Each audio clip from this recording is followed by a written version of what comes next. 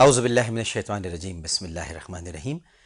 اللہم صلی علی سیدنا و مولانا محمد وعلی آلہ واصحابہ وبارک وسلم وصلی علیہ۔ السلام علیکم ناظرین، پروگرام عالم اور عالم کے ساتھ عامر لیاقت حسین حاضر خدمت ہے۔ ناظرین محترم، ایک غلام ایک ایسے آقا کی غلامی پر مامور تھا جو خود تو چھنے ہوئے آٹے کی یعنی میدے کی روٹی کھاتا تھا اور غلام کو بے چھنا آٹا کھلاتا تھا۔ غلام کو یہ چیز ناگوار معلوم ہوتی تھی کہ میرا مالک انصاف نہیں کرتا۔ ایک دن مالک کے اسی رویے سے تنگ آ کر اس نے اپنے آقا سے مطالبہ کیا کہ مجھے کسی اور شخص کے ہاتھوں فروخت کر دو۔ آقا نے اس کا یہ مطالبہ مان لیا اور اسے کسی اور شخص کے ہاتھوں فروخت کر دیا۔ اب غلام کو ایک ایسے شخص نے خریدا جو خود بے چھنا آٹا کھاتا تھا اور اسے بھوسا کھلاتا تھا۔ غلام یہ صورتحال دیکھ کر بہت پریشان ہوا کہ اس سے بہتر تو پہلے والا ہی مالک تھا۔ بہرحال اب کچھ نہیں ہو سکتا تھا۔ تھوڑے عرصے بعد اس نے دوسرے مالک سے بھی فروخت کا مطالبہ کر ڈالا۔ آقا نے اسے کسی سوداگر کے ہاتھوں فروخت کر دیا جو نہایت بخیل واقع ہوا تھا۔ بخیل کہتے ہیں کنجوس کو۔ وہ خود تو کھانا کھاتا تھا مگر غلام کو بھوکا رکھتا تھا۔ روٹی کے بچے کچھ ٹکڑے اسے کھانے کے لیے دے دیتا تھا۔ اب تو غلام بہت گھبرایا کہ یہ کیا آفت میرے سر پر آ پڑی ہے۔ بہرحال جوں توں کر کے چند مہینے گزارے اور پھر اس سے بھی یہی مطالبہ کیا کہ مجھے کسی اور شخص کے ہاتھوں فروخت کر دو۔ مالک نے اس کا یہ مطالبہ مانتے ہوئے اسے فروخت کر دیا۔ اس مرتبہ غلام کو ایک ایسے شخص نے خریدا جو خود بھی کچھ نہیں کھاتا تھا اور اس کو بھی کچھ نہیں کھلاتا تھا، اور صرف بخیلی نہیں بلکہ ظالم بھی تھا۔ غلام کا سر مونڈ کر رات بھر بٹھلاتا اور طاق کے بجائے اس کے سر پر چراغ رکھتا تھا۔ غلام اس کے ہاں ٹھہر گیا اور خاموشی سے وقت گزارنے لگا۔ ایک دن اس کی ملاقات اپنے ایک دوست سے ہوئی جو اس کے ماضی اور حال دونوں سے واقف تھا۔ اس نے غلام کی یہ حالت دیکھی تو بڑا غمزدہ ہوا اور کہنے لگا کہ تیرے پرانے مالکان تو اچھے تھے مگر ان کے ساتھ تیرا گزارا نہیں ہوا، مگر اس ظالم اور قلاش کے ساتھ تو خاموشی کے ساتھ گزر بسر کر رہا ہے۔ اس سے اپنی فروخت کا مطالبہ کیوں نہیں کرتا؟ غلام نے جواب دیا، اے میرے دوست، میں نے جب بھی ناشکری اور عجلت پسندی دکھائی مجھے بد سے بدتر مالک ہی میسر آیا۔ میں اس ڈر سے اپنی فروخت کا مطالبہ نہیں کر رہا کہ مجھے اندیشہ ہے کہ کہیں اس مرتبہ کوئی ایسا شخص مجھے نہ خرید لے جو چراغ کے بجائے میری آنکھ میں بتی رکھا کرے۔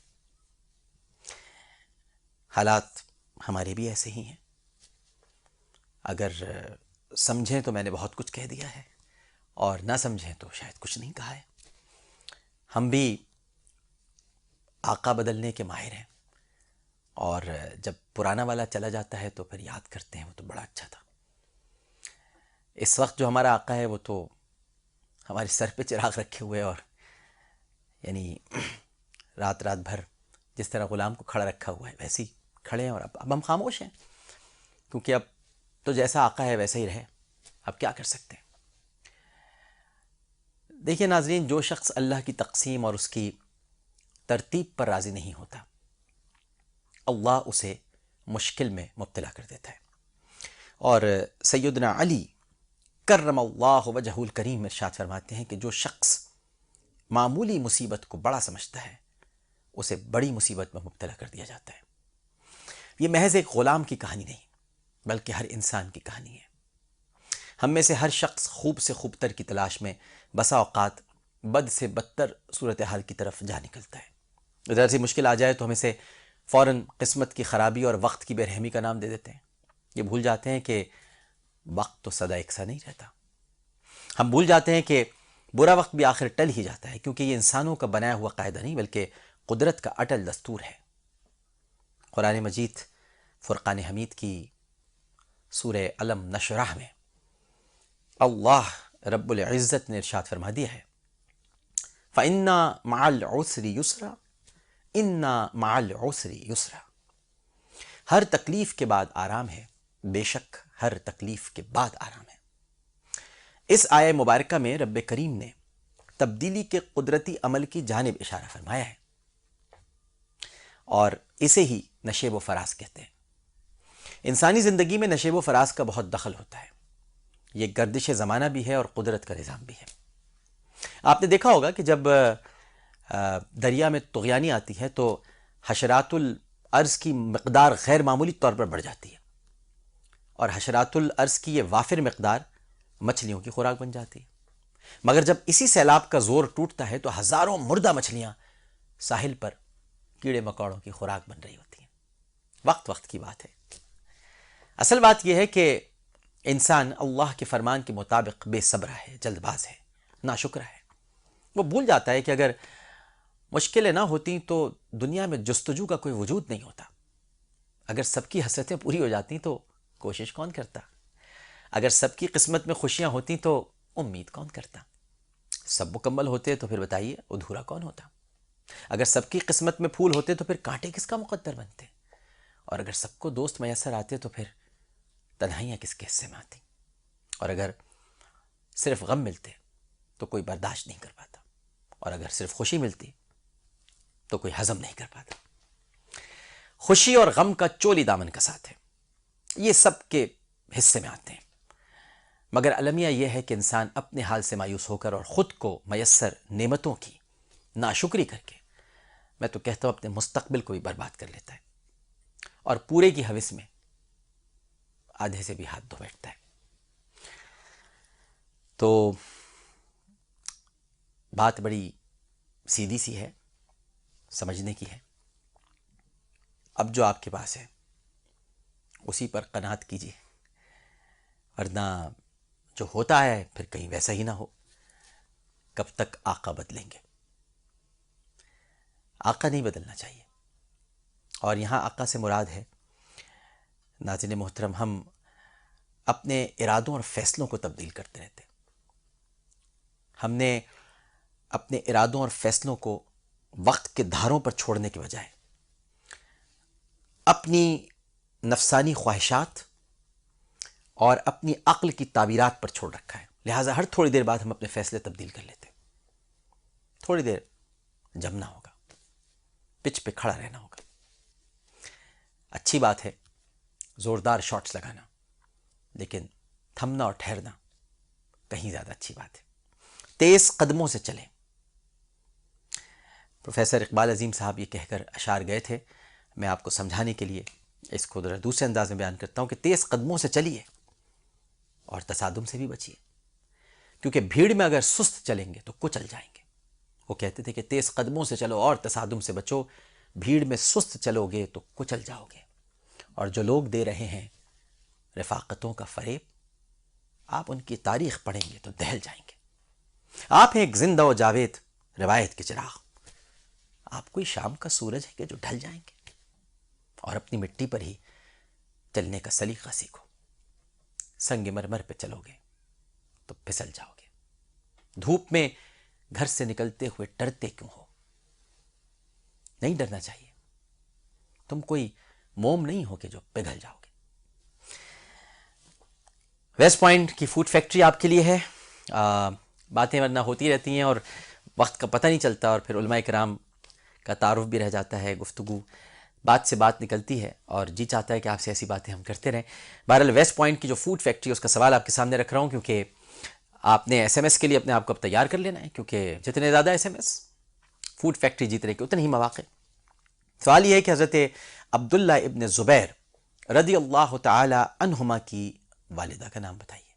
حضرت عبداللہ ابن زبیر رضی اللہ تعالی عنہما کی والدہ کا نام بتائیے۔ ٹرپل اے لکھنے کے بعد اسپیس دیں، نام لکھیے، 436 پر سینڈ کر دیجیے۔ اگر آپ کو یہ معلوم ہے کہ جب آپ درست ہے تو ایک ایس ایم ایس پر اکتفا نہیں کیجیے، کیونکہ پھر قرآن اندازی ہو جائے گی۔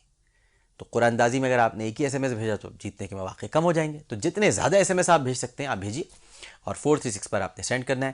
ایک وقفہ لیتے ہیں، وقفے کے بعد جب حاضر ہوں گے تو علماء کرام کے تعارف کے ساتھ، ہمیں یقین ہے کہ آپ سب لوگ ہمارے ساتھ ہی رہیں گے۔ السلام علیکم ورحمۃ اللہ۔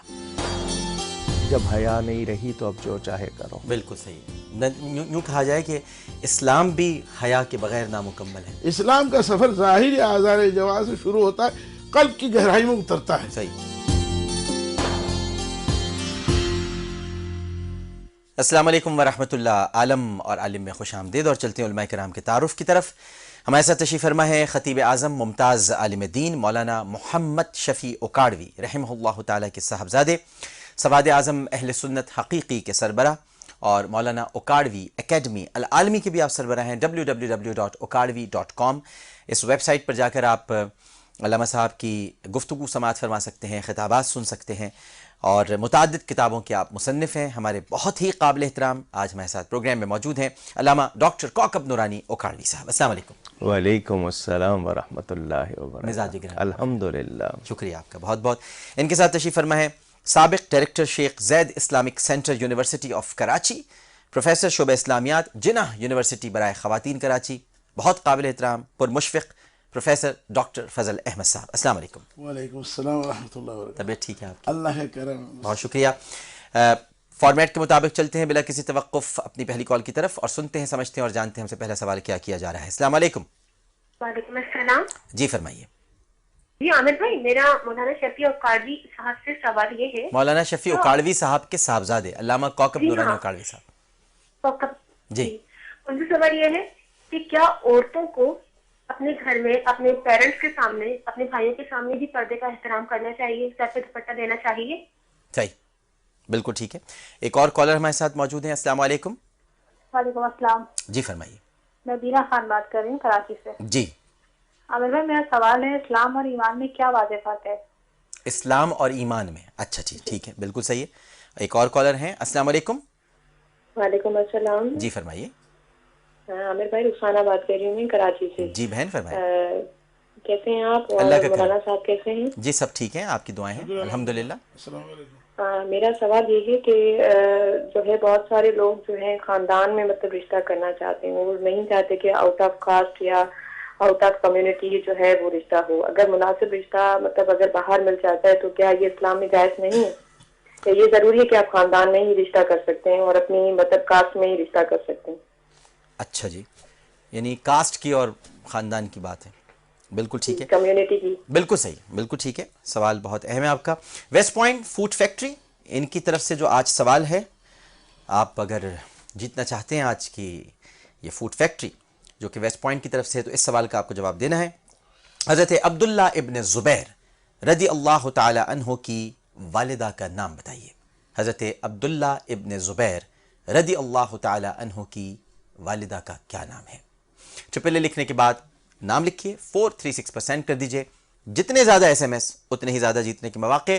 اگر کسی کو جواب صحیح معلوم ہے تو وہ ایک سے زیادہ ایس ایم ایس اس لیے کر دیں کیونکہ پھر قرآن دازی ہوگی، تاکہ قرآن دازی میں آپ کے ایس ایم ایس کو شامل کر لیا جائے. علامہ صاحب، پردہ، حجاب، کیا خاتون گھر میں اپنے بھائیوں سے، والد سے، ان سے بھی پردہ کریں؟ بسم اللہ والحمد للہ والصلاة والسلام علی رسول اللہ. ڈاکٹر صاحب، یہ آپ کے پروگرام کی ایک خاصیت کہ لوگ جاننا چاہتے ہیں. جی. اس طرح کے سوالوں سے خوشی ہوتی ہے اور یہ یقیناً روشنی جا رہی ہے تو وہ سوال بھی آ رہے ہیں. لفظ عورت کے معنی چھپانے کی چیز، یہ لفظ عورت کے معنی، اور حیا کے بغیر عورت کا کوئی تصور نہیں ہے. اس کی عزت، اس کی آبرو، جس کو پارسائی بھی کہا جائے، اللہ تعالیٰ نے جسم کی بناوٹ میں فرق رکھا ہے. صحیح. اور عورت کے لیے ضروری ہے کہ وہ کسی مجبوری کے بغیر اپنے بدن کے کسی حصے کو بھی ظاہر نہ کرے. صحیح. چونکہ اس زمانے میں یہ سہولتیں نہیں تھیں، گھروں میں پائپ لائن وغیرہ، تو باہر نکلتی تھیں خواتین تو نوجوانوں کی عادت ہوٹنگ کرنا، آوازیں کسنا، فکرے چست کرنا، تو اس پر یہ حکم دیا گیا کہ وہ جب نکلیں تو چادر اوڑھا کریں، گھونگھٹ نکالا کریں تاکہ ستائی نہ جائیں. صحیح. باپ ہے یا بھائی ہے یا بیٹا ہے یا کوئی مرد ہے جو گھر میں رہنے والے ہیں، ان کے رشتے ناتے جو بھی ہوں، عورت کو بلا وجہ کوئی بھی ایسا حصہ ظاہر نہیں کرنا چاہیے. مثلاً کہ دوپٹہ یا چادر اس طرح اوڑے رہے کہ جسم کی بناوٹ ظاہر نہ ہو. ٹھیک ہے. یہ حیا بھی ہے، اس میں اس کا ایک خاص مقام بھی ہے، اور جتنوں نے اس چیز کو چھوڑا ہے انہوں نے اپنی عزت خود گنوا دی ہے. یعنی ان کے لیے اب وہ عزت کا اور حیا کا تصور نہیں. اور بخاری شریف میں جب حیا نہیں رہی تو اب جو چاہے کرو. بالکل صحیح ہے. یوں کہا جائے کہ اسلام بھی حیا کے بغیر نامکمل ہے. بالکل، وہ تو ایمان کا جزو ہے. ایمان کا جزو ہے. بالکل. مرد کے لیے حکم دیا کہ وہ اپنی نگاہیں نیچی رکھیں، عورتوں کو حکم دیا یہ جو اختلاط جس کو مکس گیدرنگ. اب ہم کہہ رہے ہیں کہ نہیں جی وقت کا تقاضا ہے، تو یہ وقت ہم بدلتے ہیں، وقت ہم کو نہیں بدلتا. کیا خوبصورت بات. ایمان کا تذکرہ ہو رہا ہے تو سوال دوسرا آپ کے سامنے رکھ دیتے ہیں کہ ایمان اور اسلام میں کیا فرق ہے؟ بسم اللہ الرحمن الرحیم. ایسا بڑا خوبصورت سوال ہے. بات یہ ہے کہ لغوی اعتبار سے اگر دیکھا جائے، لغت کے اعتبار سے تھوڑا سا فرق نظر آتا ہے. درست. شریعت کی اصطلاح میں بظاہر کوئی فرق نہیں ہے، لیکن میں تھوڑا سا وضاحت چاہوں گا اور کرنا. ایمان کے معنی یقین کے بھی ہیں، ایمان کے معنی امن دینے کے بھی ہیں. درست. الایمان یعنی ایمان کیا ہے؟ ان تؤمن باللہ ورسول، اللہ کے رسول وہ ایمانیات. پھر المومن من آمن الناس، مومن وہ دوسروں کو ایمان امن دے. اسلام کیا ہے؟ سلامتی ہے، اطاعت ہے. تو اسلام کا مطلب یہ ہوا اللہ کا پورا نظام جو نبی اکرم صلی اللہ تعالیٰ علیہ وآلہ وسلم کے ذریعے سے ہمیں ملا ہے، اس اطمینان، اس کو تسلیم کرنا، اس پر چلنا. لغت میں اسلام کے معنی ماننا ہے، تسلیم کرنا ہے، سلامتی دینا ہے. المسلم من سلم المسلمون من لسان ویدی. ابھی جو ماننا جو لفظ ہے اس کو ہم 3 حصوں میں تقسیم کرتے ہیں. ایک حصہ وہ خوشی سے، رضا سے، رغبت سے تسلیم کر لینا، جس میں نہ کوئی جبر ہے، نہ اکراہ ہے، نہ حرص ہے، نہ طمع ہے. یہ وہ اسلام کا وہ مفہوم ہے جو ایمان سے جا کے مطابقت رکھے گا. دوسرا مفہوم اس کا جبر سے منوانا، جس میں دل کا کوئی تعلق نہیں ہے، بزور شمشیر یا بزور بازو. اور تیسرا منوانا جو ہوتا ہے حرص اور طمع اور لالچ میں. قرآن سورہ حجرات میں اگر ہم جاتے ہیں، وہاں اللہ تعالیٰ نے یہ فرمایا، نبی اکرم صلی اللہ تعالیٰ علیہ وآلہ وسلم کو مخاطب کرتے قبیلے کا واقعہ ہے، تفصیل میں نہیں جاؤں گا. تو انہوں نے آ کر کہا کہ ہم تو آپ پر ایمان لے آئے. رب نے کہا ان سے کہو تم ایمان نہیں لائے، تم اسلام لائے ہو. وَلَمَّا يُدْخِلِ الْإِيمَانُ فِي قُلُوبِكُمْ، ایمان ابھی تمہارے دلوں میں داخل ہی نہیں ہوا ہے. یعنی تم نے جو اسلام قبول کیا وہ حرص و طمع، خوف اور دہشت کی وجہ سے تم نے اسلام کو تسلیم کیا ہے، ابھی تم دل سے تسلیم نہیں کیا. جہاں پہ خود سپردگی کی کیفیت ہو جائے گی، سب مشن آ جائے، رضا اور رغبت، یہ اسلام کے معنی ہوئے. اچھا، ایک اور فرق یہ واضح کیا ہے، ایمان کا سفر قلب سے شروع ہوتا ہے، اعضاء جوارح پر گواہ بن کر نظر آتا ہے. اسلام کا سفر ظاہری اعضاء جوارح سے شروع ہوتا ہے، قلب کی گہرائی میں اترتا ہے. دونوں سفر کی جب تکمیل ہوتی ہے تو مومن کامل ہوتا ہے. ٹھیک ہے. اور تم میں سے کوئی اس وقت تک مومن نہیں ہو سکتا جب تک کہ میں لا یؤمن احدکم حتی اکون احب الیہ من والدہ وولدہ والناس اجمعین. ایک اور حدیث سنا دوں اسی کے ساتھ ملتا جلتا کہ میں کہہ رہا ہوں مردگی کے معنی میں کہ لا یؤمن احدکم حتی یکون ہواہ تبعا لما جئت بہ. یعنی مجھے بھی ماننا ضروری ہے، میری محبت بھی ضروری ہے، میری اطاعت بھی ضروری ہے، اور جو نظام میں لے کے آیا ہوں ساری خواہشات اور نظام کے تابع کر دینا بھی ضروری ہے. لا تقدموا بین یدی اللہ ورسولہ لا ترفعوا اصواتکم فوق صوت النبی. کیا بات ہے، واہ واہ. جی علامہ صاحب. ڈاکٹر صاحب، یہ لفظ اسلام مصدر ہے، اس کے معنی گردن نہادن، گردن رکھ دینا. تو مسلمان کے معنی ہوں گے گردن رکھ دینے والا. حضرت شاہ عبدالعزیز محدث دہلوی کا ایک جملہ ذہن میں آ گیا ڈاکٹر صاحب کی گفتگو سن کر، تو میں نے کہا وہ آسان ہو جائے گا. کسی نے پوچھا کہ اسلام اور ایمان میں کیا فرق ہے، تو فرمایا اسلام کے معنی یہ کہ جو مسلمان اس کو کہیں گے جو اسلام میں آ گیا، اور مومن اس کو کہیں گے جس میں اسلام آ گیا. واہ واہ واہ واہ واہ، کیا بات ہے، کیا بات ہے، واہ واہ. جس میں اسلام آ گیا وہ مومن ہو گیا. تو ایمان، امن اور یقین کی بات انہوں نے بڑی اچھی بتائی. اصل میں آمنو باللہ و رسولی بھی قرآن میں ہے. اے ایمان والو، ایمان لاؤ اللہ اور اس کے رسول پر. تو یہ ایمان والوں کو ہی حکم کیوں ہے کہ پوری طرح، یہ نہیں ہے کہ کچھ ادھر کی سن لی کچھ ادھر کی سن لی. قرآن حدیث بھی اور ابلیس کے مشورے بھی لے لیے، اس کی گنجائش نہیں. یعنی آپ کو ہوں تو پھر کمپلیٹ سبمیشن جس کو کہتے ہیں. الذین آمنوا ادخلوا فی السلم کافہ، حکم آ گیا ایمان والے اسلام میں پورا پورا داخل ہو جاؤ. یعنی یہ نہیں چلے گا کہ عجب تیری حکومت، عجب تیرا نظام، حسین سے بھی مراسم، یزید کو بھی سلام، یہ نہیں ہو چلے سکتا. گا. یہ نہیں، بالکل ٹھیک. آدھا تیتر آدھا بٹیر والا قصہ ہاں یہاں بالکل نہیں. صحیح. یعنی اسلام اور اسلام آباد میں فرق رہتا ہے. رکھنا چاہیے. بالکل صحیح بات ہے، بالکل صحیح. اچھا علامہ صاحب، یہ کاسٹ سسٹم جو ہے شادی ہمارے یہاں، یہ بڑا ایک ہے کہ جی کسی اگر ذات کی کوئی لڑکی ہے تو وہ کسی دوسری ذات میں نہیں جائے گی، یہاں تک کہ وہ سید نان سید کے بھی معاملات ہیں. اس پر اگر کچھ ڈاکٹر صاحب، کف، کاف فے واو، کف، یہ فقہ کا ایک پورا باب ہے. بالکل صحیح. جہاں جہاں شریعت نے کف کا بیان کیا ہے وہ اس لیے کہ اگر زمین اچھی ہے، بیج اچھا ہے تو فصل اچھی ہوگی. ہاں. جہاں بھی ہے ہماری بہتری کے لیے. قرآن نے جو رشتے بیان کیے ہیں کہ کن کن سے شادی کر سکتے ہو، وہاں خالہ کا بھی ذکر ہے، وہاں چچی کا ذکر بھی ہے، وہاں پھوپھی کا ذکر بھی ہے، ماموزاد، خالہ زاد کی، کزنز ہم انگلش میں کہہ لیتے ہیں. ان سے نہ شادی کرنا منع. یہ ایک بات کسی نے کہہ دی ہے کہ انٹر میرجز سے بیماریاں جو ہیں وہ بڑھتی ہیں اور وہ ختم نہیں ہوتی. اگر یہ تصور رکھا جائے تو پھر تقدیر پر ایمان کہاں گیا؟ قضا و قدر کے معاملات تو ختم ہو گئے. وہ جو حضور صلی اللہ علیہ وآلہ وسلم کے پاس ایک شخص آیا تھا کہ جی میرے اونٹوں میں خارش زدہ اونٹ آ گیا، اس نے سب کو بیماری لگا دی. فرمایا یوں نہ کہو، یہ تعدی جس کو وائرس کہتے ہیں. فرمایا یوں نہ کہو. اس نے کہا جی اس سے پہلے بیماری نہیں تھی. فرمایا پھر پہلے کو کہاں سے لگا؟ اور پھر جو اسلام میں سب سے بڑی کزن میرج ہے سیدنا علی اور حضرت فاطمہ الزہرا، موجود ہے. جی. خود نبی پاک صلی اللہ علیہ وسلم کی پھوپھی ذات تھیں وہ، حضرت زینب. جی بنت جہش. جی جی موجود ہے سارا. تو یہ ذہن میں رکھا جائے کہ اگر کوئی معقول رشتہ. اچھا ایک بیماری ہمارے ہاں اور آ گئی، ابھی تو بچی پڑھ رہی ہے، ابھی عمر ہی کیا ہے. یہ ہمیں شریعت کہتی ہے جن کاموں میں جلدی کرنا، کیونکہ جلدی کا کام شیطان کا مشہور. لیکن جن کاموں میں جلدی کرنے کو کہا گیا، مثلا اذان ہو جائے تو نماز پڑھنے میں دیر نہ کریں. آپ کے پاس مال آ گیا ہے تو آپ حج کرنے میں دیر نہ کریں، کیونکہ زندگی کا بھروسہ. اسی طرح لڑکی بالغ ہو جائے اور معقول رشتہ آ جائے تو دیر نہ کریں. تدفین میں بھی ایسا ہی ہے نا؟ تدفین میں بھی ہے، اس میں بلا وجہ روکنا نہیں چاہیے.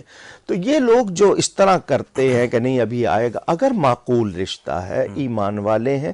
اب بات آ جاتی ہے ذات کی. کم ذات کوئی نہیں ہوتا، کم ذات کوئی نہیں ہوتا، ہوتا ہی نہیں. ٹھیک ہے. عادتیں ہوتی ہیں، عادتیں ہوتی ہیں. یہ جو بری عادتیں ہیں اس کو کہتے ہیں نا نیچی ذات کا. اس کا مطلب بری عادتوں والا. صحیح. حدیث میں اس کا بیان ہے. بالکل صحیح. ان سے بچو. کیوں؟ کہ تمہاری اولاد پر اثر پڑے گا. تو اگر ایسا خاندان یا ایسا طبقہ ہے جن کی عادتیں بری ہیں، اخلاق میں جو کم ہیں، ان سے نہیں کرنا چاہیے. ہمیں 4 چیزوں کا حکم دیا کہ شادی کے وقت دیکھو. خاندان دیکھو، مال دیکھو، حسن دیکھو اور ایمان، مگر ترجیح ایمان کو دو. بالکل ٹھیک ہے. صحیح. تو اس لحاظ سے یہ پھیلایا نہ جائے کہ جی، لیکن یہ کہ کوئی معقول آئے. اب وہ کہتے ہیں کہ برادری سے باہر نہیں نکلنا، یہ غلط ہے. یہ ضد نہیں اور ہونی چاہیے. سید نان سید؟ سید کے حوالے سے بہتر تو یہ ہے کہ سید ملے. کوئی عالم دین ہے تو عالم دین کا درجہ نسبی فضیلت سے زیادہ ہے. یہ جملہ میرا سن لیں تمام ناظرین، فضیلت علم فضیلت نسب سے زیادہ ہے. بہت خوبصورت جملہ ہے، دوبارہ ارشاد فرمائیے. فضیلت علم فضیلت نسب سے زیادہ ہے. اور کوئی شبہ نہیں ہے، قرآن حدیث میں واضح ہے. اور نبی پاک صلی اللہ علیہ وسلم کی وراثت درہم و دینار نہیں ہے، علم ہے. واہ واہ. تو عالم دین ہو، قریشی ہاشمی ہو، یا وہ ہو جو حق پہچانتا ہو. جو حق پہچانتا ہو تو علماء نے اجازت دی ہے، لیکن ایسے سے نہ کی جائے جو حق نہیں پہچانتا ہو. بالکل ٹھیک. یہ اپنے آپ کو خود کہتے ہیں نا، غلط جگہ آپ اگر رکھیں گے تو پھر اپنی عزت خود گنوائیں گے. بالکل صحیح. بالکل صحیح ہے. ڈاکٹر صاحب کی طرف بڑھیں گے سوالات لے کر، لیکن پہلے میں آپ سے سوال کر لوں. اور سوال یہ ہے کہ ویسٹ پوائنٹ کی فوڈ فیکٹری آپ نے اگر حاصل کر دی ہے، جتنی تیزی سے SMS کر سکتے ہیں کرتے رہیے. حضرت عبداللہ ابن زبیر رضی اللہ تعالی عنہ کی والدہ کا نام بتائیے. حضرت عبداللہ ابن زبیر رضی اللہ تعالی عنہ کی والدہ کا کیا نام ہے؟ ایک چھوٹا سا وقفہ. السلام علیکم ورحمۃ اللہ. کیا شیطان کو گمراہی کا منصب ملا ہے؟ نہیں، مہلت ملی ہے، مہلت۔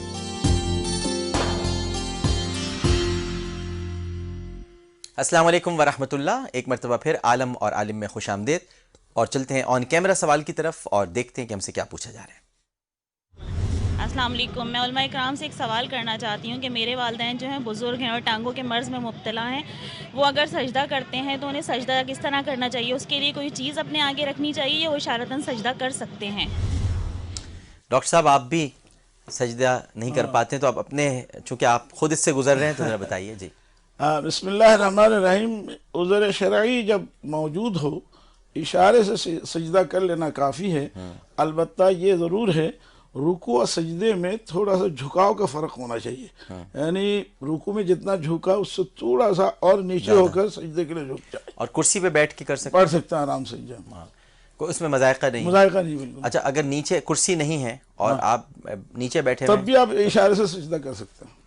اور یہ بھی بتا دیجیے ساتھ ساتھ، ظاہر ہے کہ سوال ہے جو لیٹے ہوئے ہوتے ہیں جو بالکل ان کے لیے کیا بھی حکم یہ ہے، وہ بھی اسی طرح لیٹے ہوئے تھوڑا سا گردن کو جھکا کر سجدہ نماز ادا کر سکتے ہیں۔ تو وہ اشاروں کی نماز کیا اشاروں کی نماز ہوتی ہے، وہ اشاروں کی ہوتی وہ ہے؟ اشاروں کی ہوگی۔ ٹھیک ہے، بالکل صحیح۔ ایک ای میل ہے AAA@geo.tv۔ علامہ صاحب السلام علیکم۔ وعلیکم السلام۔ رخسار نے کوئٹہ سے سوال کیا ہم سے کہ میرے ذہن میں ایک الجھن ہے، وہ یہ کہ شیطان تو جنت میں جا نہیں سکتا، لیکن پھر اس نے حضرت آدم علیہ السلام کو وسوسے میں کیسے ڈالا؟ یہ صرف انہوں نے شاید میرے خیال پوری معلومات نہ ہونے کی وجہ سے پورا واقعہ نہیں سنا۔ شیطان کا جنت میں جانا بند ہوا ہے، پہلے وہ چلا جاتا تھا۔ یہ جو اس کے بارے میں مشہور ہے کہ وہ فرشتوں کا استاد، تو وہ استاد تھا نہیں، سمجھتا تھا خود کو۔ معلم الملکوت خود کو کہتا تھا۔ ایک ہوتا ہے کہنا اور ایک ہوتا ہے ہونا، دونوں میں فرق ہے۔ کہلانے کے لیے آپ جو مرضی اپنے ٹائٹل القاب رکھ لیں، کیا آپ وہ ہیں بھی؟ یہ ایک مسئلہ ہوتا ہے۔ تو یہ فرشتوں کے سامنے جاتا تھا، جنت میں چلا جاتا تھا۔ جب یہ مردود ہوا ہے تو اس کا جانا بند ہوا۔ مواہب لدنیہ ایک کتاب ہے امام قسطلانی کی، اس میں ایک واقعہ لکھا ہے، واللہ اعلم۔ میں کتاب کا حوالہ دے رہا ہوں، اب میری ذمہ داری نہیں ہے۔ اس میں یہ ہے کہ جب اس کا جانا بند ہوا تو یہ جانا چاہتا تھا، تو اس نے سانپ سے بات کی کہ مجھے کسی طرح جنت میں جانا ہے، دروازے بند ہیں، تم نکل جاؤ گے، مجھے لے جاؤ۔ اور سانپ بہت خوبصورت جانور ہوتا تھا اور اس کے پاؤں بھی ہوتے تھے۔ تو یہ سانپ کو پتہ نہیں تھا کہ یہ مردود ہو چکا ہے، اور اس نے اس کو کہا کہ میرے منہ میں بیٹھ جاؤ۔ تو یہ اس کے منہ میں بیٹھ گیا، اتنے میں سانپ کے پاؤں ختم ہو گئے۔ سانپ نے دیکھا تو اس کے لیے اچانک ایک قسم کی آفت کہ یہ کیا ہو گیا ہے۔ اس نے مور سے مدد مانگی، پیکاک، طاؤس جس کو